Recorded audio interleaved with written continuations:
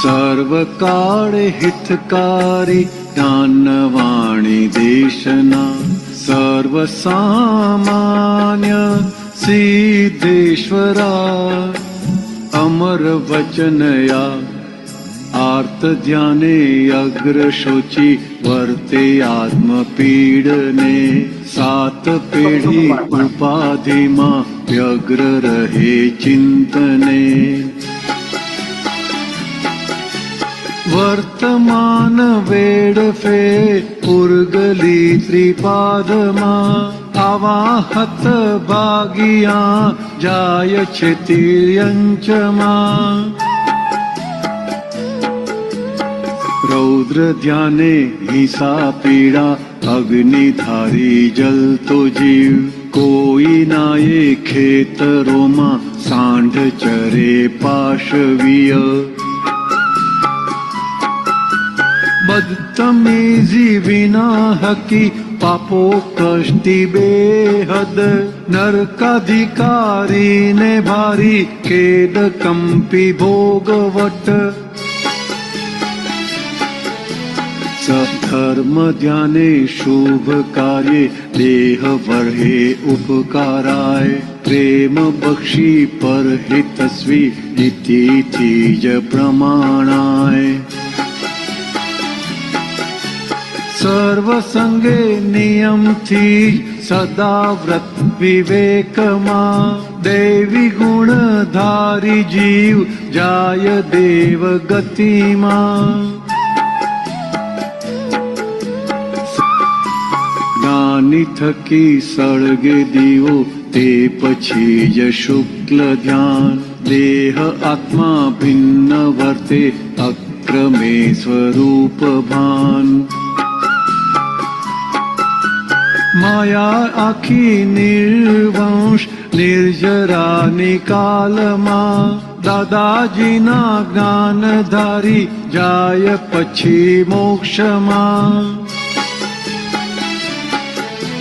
સર્વ સામાન્ય સિદ્ધેશ્વરા અમર વચનયા સર્વકાળ હિતકારી જ્ઞાનવાણી દેશના સર્વકાળ હિતકારી જ્ઞાનવાણી દેશના જ્ઞાનવાણી દેશના. જય સચ્ચિદાનંદ. છેલ્લી જ્ઞાનવાણી જે આત્માને અનાત્માના ભેદ વિજ્ઞાન ખુલ્લું કરે છે એ દાદા ભગવાનનો જ્ઞાન વિધિનો પ્રયોગ, જેમાં આત્માના ગુણો અને શરીરના ગુણો, પ્રકૃતિના ગુણોનું ભેદ વિજ્ઞાન બહુ સ્પષ્ટતાથી અનુભવ સાથે એમણે ઉચ્ચારણ કર્યું, આપણી પાસે ઉચ્ચારણ કરાવ્યું અને પરિણામે એમને એ અનુભવ સિદ્ધ વચનથી આપણી અંદર એ જ બીજ ખુલ્લું થઈ ગયું. એને શું કહેવાય, સ્ફુરી ઉઠ્યું. કારણ કે જ્ઞાન તો અંદર જ છે, પણ જ્ઞાની જે જ્ઞાનને ખુલ્લું કરી આપે એમની જરૂર છે. એટલે એના માટે કીધું દાતા દુર્લભ છે, જ્ઞાન તો સહજ છે. એટલે મોક્ષ સહજ છે, સુલભ છે, પણ મોક્ષ દાતા દુર્લભ હોવાના કારણે આપણને એવા જ્ઞાની પુરુષ મળ્યા, દાદા ભગવાન, જેમના આશીર્વાદ અને કૃપાથી આપણી અંદરનું એ બીજ સુરાયમાન થયું અને આપણે આત્મ સ્વરૂપ થયા, સ્વ સ્વરૂપ થયા. અને પરિણામે હવે જે આગળની 3 પંક્તિઓમાં આર્ત ધ્યાન માટે કીધું, પોતાને પીડાકારક ધ્યાન, રૌદ્ર ધ્યાન માટે કીધું, બીજાને પીડાકારક ધ્યાન, ધર્મ ધ્યાન એટલે જે આર્ત ધ્યાન અને રૌદ્ર ધ્યાનને નાબૂદ કરે, ભૂસી નાખે. એ હવે જ્યારે જ્ઞાન નથી લીધેલું હતું ત્યારે એ પરિણામ હોય છે. જ્ઞાન સાથેનું પરિણામ શું આવે તો કે આર્ત ધ્યાનનું આગળ થયેલા આંતરજ્ઞાનનું પરિણામ આજે આવે એટલે અગ્રશોષ થાય, શું થશે કરીને દાદા એને કીધું વ્યવસ્થિત થી બહાર કશું થવા નથી, કારણ કે હું બેઠો છું ને, આટલી બાહેધરી કોઈ આપી નથી અને આપણને આપી છે. તો મહાત્માએ વિકલ્પથી એમ પૂછ્યું, દાદા આ ભાવમાં તો તમે મળ્યા, પણ પછી આગલા આવતા બધા ભાવોમાં અમારું શું થશે? અમે ફરી દાદાને શોધવા ક્યાં જઈએ? દાદા કહે છે, અગ્ર વિજ્ઞાનનો કેપ્ટન હું છું, તમારે શોધવા જવું નહીં પડે, હું જ તમને શોધી કાઢીશ.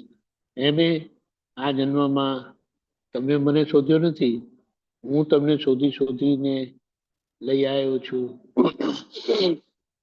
આ બધા પ્રમાણ એટલા બધા જબરજસ્ત છે કે આ સમજણ સાથે હવે જે આર્તધ્યાન રૌદ્રધ્યાન એટલે આપણા થકી જે બીજાને દુઃખ થઈ જાય છે મન વચન કાયાથી, અને ધર્મ ધ્યાન એ અકર્તા ભાવનું એક અપેક્ષા અકર્તા ભાવ, કારણ કે સંસારી ભાવ એમાં રહ્યો નથી. એ ધર્મ ધ્યાનનું લક્ષ્ય ફાઇલના સંભાવી નિકાલ અને શુદ્ધાત્માના ખાતે જમા કરવા પૂરતું જ રહેલું છે. એમાં પોતાનું સુખ બીજાને આપવાનું નથી, એવું કશું થતું નથી. અને શુદ્ધાત્મા દ્રષ્ટિ સાથે જીવી જવાનું છે આજ્ઞા પાલન થકી. તો આપણે વિચાર કરો કે દાદાએ એવું ધર્મ ધ્યાન આપ્યું કે જે ધર્મ ધ્યાનથી ફાઇલનો સંભાવ નિકાલ થાય, શુદ્ધાત્માના ચોપડે રકમ જમા થાય, અને એટલા પૂરતો જ આપણો કરતા ભાવ છે જે આપણને મહાવિદ્ય ક્ષેત્રમાં લઈ જશે. આપણો પ્રતિષ્ઠિત આત્મા એવો તૈયાર થાય છે કે જે ત્યાં આપણને મહાવિદ્ય ક્ષેત્રમાં લઈ જશે. એટલા માટે આપણને કીધું, આજ્ઞા એ જ ધર્મ અને આજ્ઞા એ જ તપ, એમાં બીજું કશું જ રહેતું નથી. આખા જગતનો સાર આજ્ઞા છે કરીને કીધું છે કૃપાળુદેવ. તો આપણે અને દાદાએ આપણને સિદ્ધ કરી આપ્યું છે, સીધું સરળ કરી આપ્યું છે. મુદ્દો એ જ્ઞાનવાણી દેશના છે. એ અનુભવ સિદ્ધ વચનો જે આપણા કાનમાં પડ્યા, એ કાનમાં પડેલા શબ્દને આપણે ઉચ્ચારણ કર્યું, ને આપણું બોલેલું આપણે સાંભળ્યું, અને એ 1 કલાકની એ જ્ઞાન વિધિના પ્રયોગમાં, ભેદ વિજ્ઞાનના પ્રયોગમાં આપણા કંઈક અવતારના ભ્રાંતિના કર્મો ભસ્મીભૂત થઈ ગયા, અને હું શુદ્ધાત્મા છું એ સેટ થઈ ગયું. વિચાર કરો, આ જેટલા ધર્મો છે, જેટલી તપશ્ચર્યા છે, કઈક સાધનાઓ કરે છે, અને આપણને કૃપાથી આ મળી ગયું છે. અને દાદા કહે છે, તમે આ બધું કરીને આવેલા છો, અને ભાવના કરી કે હવે તો કોઈ ઉચકીને લઈ જાય ને તો હું જાઉં મોક્ષ, નહીં તો હવે મારે મોક્ષ જોઈતો બી નથી. એ આપણને એવા મોક્ષદાતા પુરુષ મળી ગયા. એટલે હવે આપણું એક જ લક્ષ્ય છે, કેમ કરીને જગતના લોકોનું કલ્યાણ થાય. એટલે આપણો વ્યવહાર આદર્શ થઈ જાય. આદર્શ વ્યવહાર એટલે આપણા વ્યવહારથી કોઈને દુઃખ ના થાય, કિંચિત માત્ર દુઃખ ના થાય, એ જ સર્વસ્વ કલ્યાણકારી છે. શુદ્ધાત્મા દ્રષ્ટિ સાથેનો આદર્શ વ્યવહાર એ જબરદસ્ત કલ્યાણકારી છે. એ ભાવના સાથે જય સચ્ચિદાનંદ. ગૌરાંગાનંદજી છે ના જતા રહ્યા, કઈ નહીં, બીજી વખત આપણે એમનો લાભ લઈશું.